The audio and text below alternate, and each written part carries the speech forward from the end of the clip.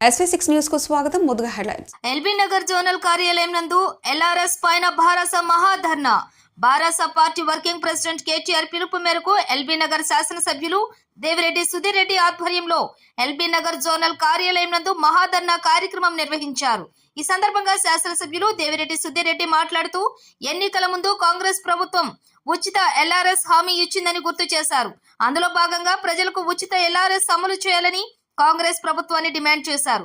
ఈ కార్యక్రమంలో మాజీ కార్పొరేటర్లు, ఉద్యమకారులు, పలు విభాగాల కమిటీ చైర్మన్లు, సీనియర్ నాయకులు, పలు డివిజన్ల తాజా మరియు మాజీ అధ్యక్షులు, అధ్యక్షురాళ్లు, పలు విభాగాల కమిటీ అధ్యక్ష కార్యవర్గ సభ్యులు, పలు విభాగాల తాజా మరియు మాజీ కమిటీ ధర్మకర్తలు, మహిళలు, కార్యకర్తలు, పార్టీ అభిమానులు పాల్గొన్నారు.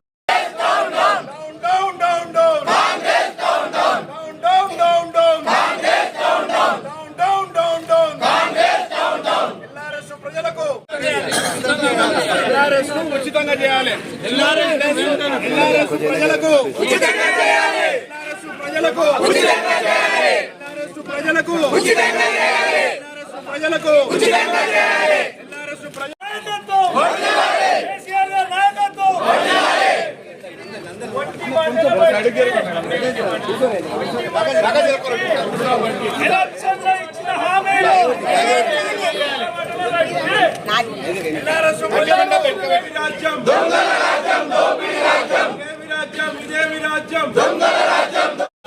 ఆ రోజు గతంలో అధికారంలో ఉన్న కాంగ్రెస్ పార్టీ 2004 నుంచి 2014 వరకు ఉన్న కాంగ్రెస్ పార్టీ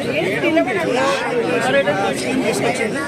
కొంచెం ఫీజు కట్టుకుంటూ ఏవో రెగ్యులేషన్ చేసుకోవాలని చెప్పారు. అదే కార్యక్రమాన్ని టీఆర్ఎస్ పార్టీ కొనసాగించుకుంటూ అదే స్కీమ్ మళ్ళీ తెర మీద తీసుకొస్తే అప్పట్లో ప్రతిపక్ష నాయకులుగా ఉన్న కోమటిరెడ్డి వెంకటరెడ్డి గారు కోర్టుకెళ్ళి దీన్ని ఫ్రీగా చేయాలి, దీనికి డబ్బులు కట్టనీయకూడదు, సామాన్యుల మీద భారం పడుతుందని చెప్పి కోర్టుకు పోయి ప్రయత్నం చేసి కోర్టులో విఫలమైంది.